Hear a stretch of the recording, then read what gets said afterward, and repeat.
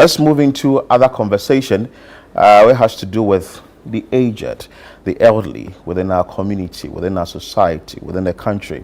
And in studio, we have the Association of Ghana's Elders, and we'll have a conversation on that. There is a forum that is coming up that you would want to be part of it. In studio is Dr. Esi Ansah, founder of the association, that is Association of Ghana's Elders, and Baba Isibu, Executive Director of Association of Ghana's Elders. Hello, good morning, ladies. Good morning. How are you doing? Doing well, thank you. First of all, let's understand what really is the association about, Doctor? All right, so the Association of Ghana's Elders is an organization that really works in the interest of senior citizens. We work at 3 levels, and so when it comes to policy making, anything that concerns seniors, we push, we rally other people, and then we try to make sure that there's a change in policy in the interest of older people. And then we also work with organizations. So if there's a pharmacy, etc., who want to give discounts, so we lobby for discounts for seniors, so that those who are members, who have a membership card, can actually access discounted products and services. And then lastly, we just hang out with seniors, we check on them. Sometimes it's a call, sometimes they have a need, they may call, and we may send them something small for changing their glasses, you know, visit them, etc. Okay. So those are the 3 things that 3 levels at which we work, but it's all in the interest of older persons. Older persons. And Baba, may I ask you, how many members do you have in recent times? Currently, we have close to 500 members, of course, but we have around 200 active members. We have seniors who are very active and tech savvy. We have them on WhatsApp, group chats, having to have conversations relating to older persons. Before you go into some of the concerns that you are dealing with when it comes to senior citizens and all that, what is the criteria? What does one need to be part of this association? Yes, so you can be a partner to age by being a 60-year-old, that is the seniors, and also volunteers and also program partners. So any 60-year-old person can just go on our website to register and be a member. And we issue out membership ID cards to these seniors. Also, as a volunteer, you can volunteer in all capacities, operations, being available during forums and events to support, and also technically. Yes, and also for program partners, we seek partnership with companies to tailor their products and services, like Doc mentioned. Yeah, so these are the areas you could partner with each. Wow. Doc, for how long has this association been in existence? We set up in 2013. Oh, yes. Wow, some 12 years ago. And yes, and just a very quick story. During the 2012 presidential elections, there was a question asked of the debaters, you know, the presidential debate. They were asked a question about vulnerable populations, and none of them mentioned seniors. They talked about women, children, and people living with disability. And that kind of got the thinking started that, I think it's time for us to actually rally and formalize the interest and the services that we can provide to protect senior citizens. Wow. Yeah. So some 12 years ago, when you have over 500 with 200 being active and all that. But when we ask the concerns and some of the things that the senior citizens have been telling you, for that reason this association has been created, what are the things they are battling with?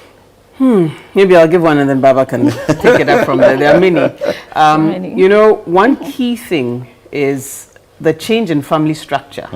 So once upon a time, grandma is home, everybody else is there, the older adults, the children, etc. Now children are in school, older adults are working.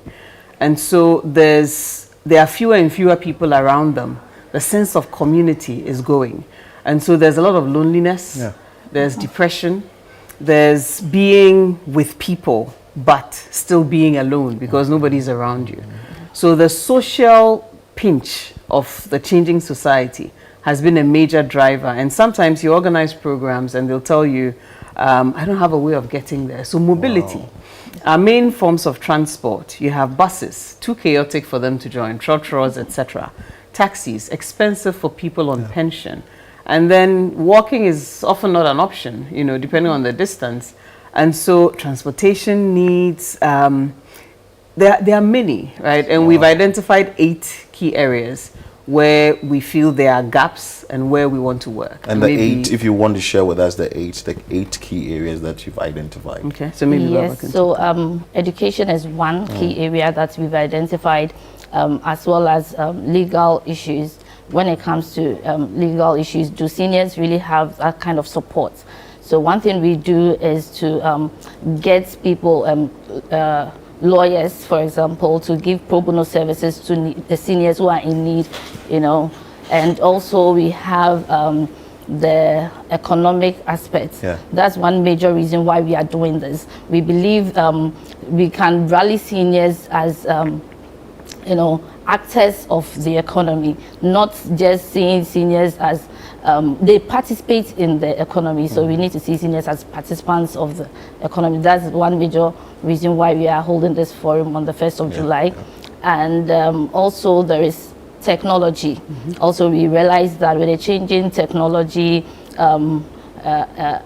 inventions, seniors need to catch up in a way, so that to combat isolation, we have apps that seniors need to be, you know, helped exactly, so that they can use those applications. And also there is health.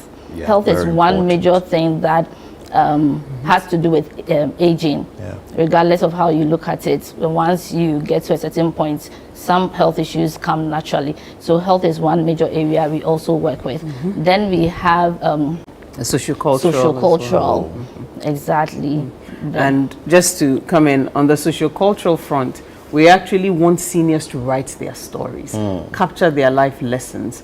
And so we've worked with 2 seniors in the past to do that, you know. And an easy way of remembering it is PESH Teal. P for political engagement, a lot of the advocacy we're doing. E for the economy, which is why we're talking about this today. The S for the social cultural, H for the health, T for technology, E for environment. Our built environment doesn't accommodate people with mobility challenges, railings, even in homes. Bathrooms still have bathtubs that grandma has to climb into, and that needs to change. And then there's education and then legal. So those are the 8 key areas where we've identified some key challenges. And you have dealt with these elderly for 12 good years. The question I will ask is, you think that the country has been able to deal with the issues probably when it comes to the elderly? Because not long ago, before the current administration came in, we saw the elderly embarking on demonstration for the pensioner bondholders and other issues, asking for what they have toiled for and their savings and all that. What do you think about this as an association? As a society, we've made presumptions that the elderly are okay. Their children will take care of them, they are fine. But that's not the case. Because of that, the state has literally stepped back and left the caregiving and the social protection to families, and it's not working. Over the years, we've seen and heard politicians talk about, you know, making room for senior citizens. And I know in 2020, I think, we compared the manifestos across the different parties, and some of the things we found were interesting. So lip service is there, but in terms of action, it's been slow. Sometimes there are a few interventions, a card for them to get access to products and services. It never really worked. So we see an interest, and now we realize that if we're going to take care of senior citizens, we don't look to the state. We'll look to the state in terms of policy, but we need to recognize that this is a whole economic block. This is a whole powerful political block as well. And so we need to change the conversation. So political parties, you must pay attention to the elderly or the aged in the community. Now let's come to the forum, the stakeholder forum, and the essence for this forum. Okay. Baba, you want to help us with that? Why this forum and details of the forum? Okay, and Baba, just before, can I define silver economy? Because that's the focus. Yeah, feel free. All right, so let me read this. The silver economy, according to us, is the ecosystem of economic activities where research, policy making, production, distribution, and consumption of goods and services are specifically tailored with the participation of senior citizens to serve the interests of the aging population. And the sector is characterized by innovation, intergenerational collaboration, inclusiveness, and finally, dignity. Good. Okay, Good. please. Yes, so what we are looking at for this event is we need to showcase senior citizens as not just consumers of products and services, but actors.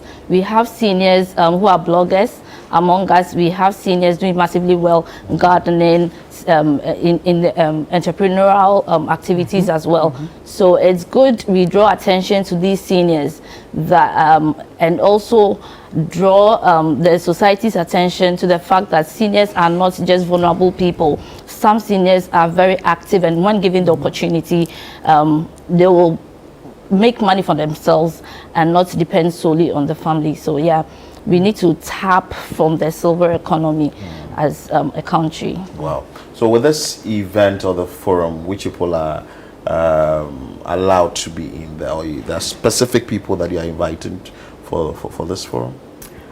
We definitely want senior citizens to be there, Okay.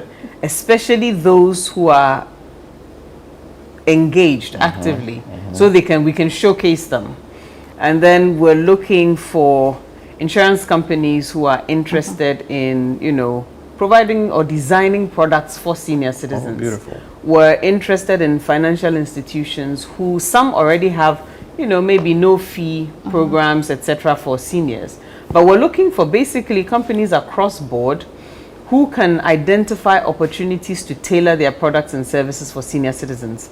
And it's open, and we're interested in people who just want to learn about the silver economy and how to take part, and people who can patronize the businesses of our senior citizens as well. Some of them do have businesses. Yes. They're doing. So as Baba was mentioning, we have those who run a laundry, those who've actually set up senior centers, to take care of senior citizens. There are some who are running businesses, farming, etc.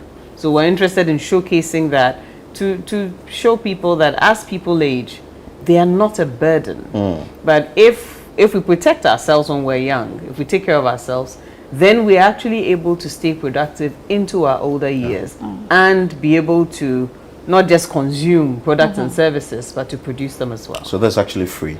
Yes. It's free. And it's happening where? At the Christ the King Hall on 1st July, Tuesday. From what time to what time? From 9 a.m. to 1 p.m. Okay. So all should be seated by 9 a.m. Yes, of course. Thank you No so much. Ghana time. Thank you so much, Dr. Isi Ansa, who is the founder of the Association of Ghana's Elders, and also Baba Esibu, who is the executive director of the Association of Ghana's Elders. Please make sure that you are part of that event, which is happening next week, 1st of July 2025 at the Christ the King Church. Well, let's